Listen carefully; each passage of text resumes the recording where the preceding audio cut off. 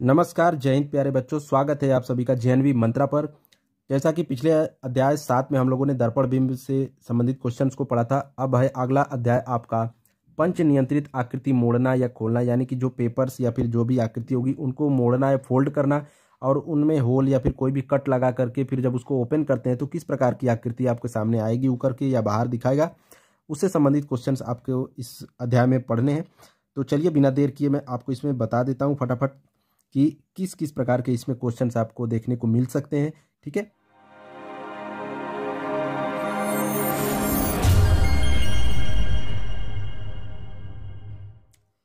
पहला उदाहरण या प्रश्न है बच्चों आपके सामने। आप लोग देख पा रहे होंगे कि जो प्रश्न आकृति दी हुई है, एक ये पेपर इसको मान लीजिए, ठीक है, कागज का टुकड़ा है ये और ये गोल है।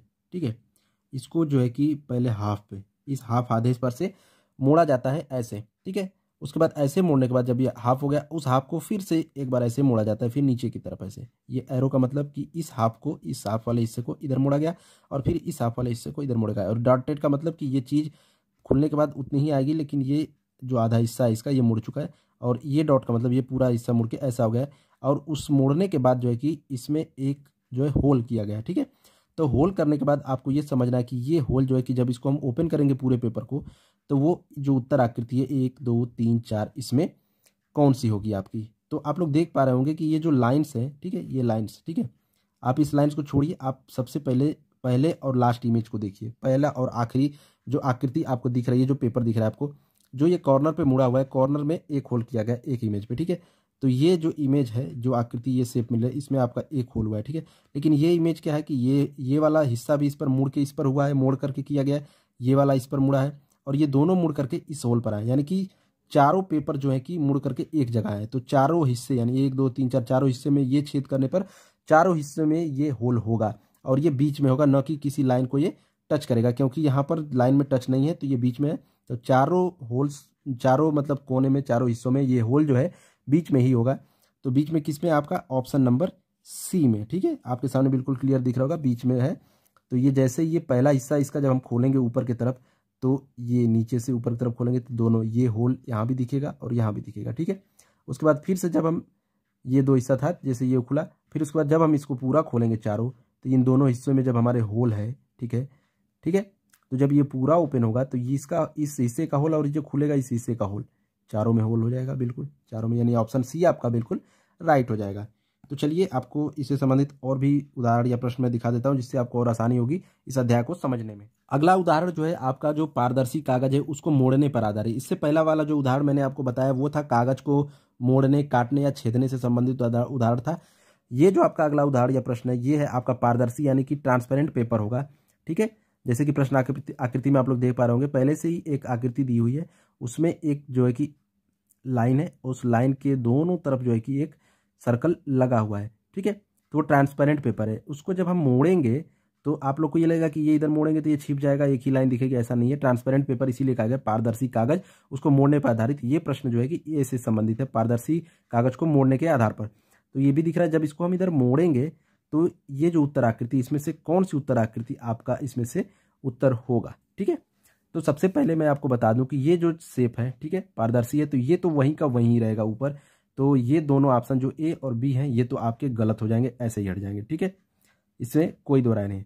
तो अब बचा आपका दो ऑप्शन सी और डी बचा। ठीक है, तो इस जो लाइन है इसको जब हम इधर इस साइड करेंगे बच्चों, तो ये आपका ऐसे आएगा, ये ऐसे बनेगा। ठीक है, थोड़ा सा और चटकार कर देता हूँ लाइट इसमें, ये, और इसके ऊपर ये गोला ऐसे यूं बनेगा इसका। ठीक है, ये लाइन इधर आ जाएगी और ये गोला जो इधर नीचे की साइड इसका मुंह है, तो नीचे की तरफ ही रहेगा। लेकिन सी ऑप्शन में क्या है कि ये ऊपर की तरफ हो गया है।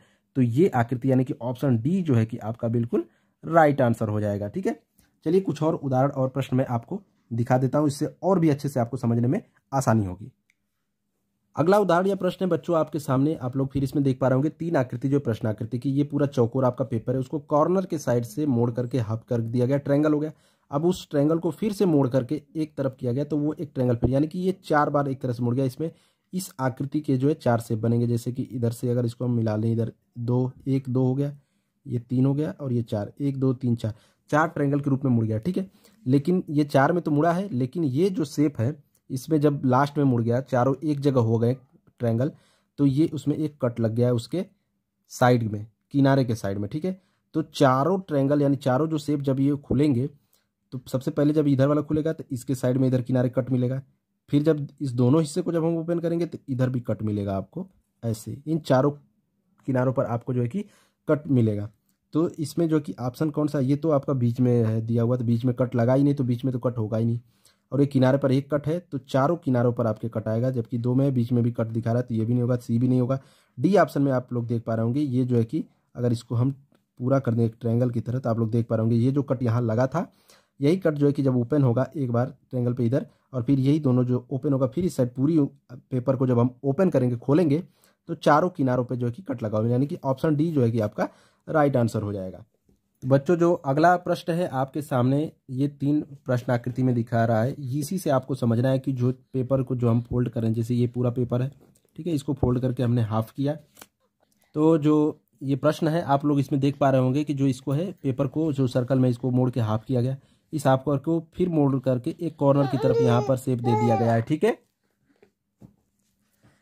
तो आप लोग देख पा रहे होंगे इसमें जो ये शेप जो है कि यहाँ पर जो है कि कट किया गया है जो अंदर साइड से, तो जो ये अंदर साइड से जब हम इसको कट करेंगे, ठीक है, दोनों तरफ से कट हुआ है, कॉर्नर पे मुड़ गया है, दोनों तरफ से कट है, तो जब ये इसको हम ओपन करेंगे एक हिस्से को, तो ये जो हिस्सा कटा हुआ है सेम ऐसा ही इस साइड भी बन जाएगा, बिल्कुल ऐसा इसका डायमंड की तरह। इधर वाला भी जब खुलेगा तो ये भी एक डायमंड की तरह ऐसे शेप बन जाएगा, ठीक है।